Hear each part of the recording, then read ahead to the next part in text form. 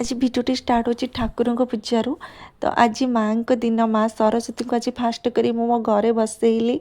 मु केबे आगुरु बसई नथली माँ को आज बसैली जेहेतु पुआ बड़ है पाठ पढ़। तो मुझे जानी केमी माँ को पूजा करा हम हेले जहाँ जमी है मु भलसे पूजा कली। मो मन भी बहुत खुशी लगे माँ को पूजा करी।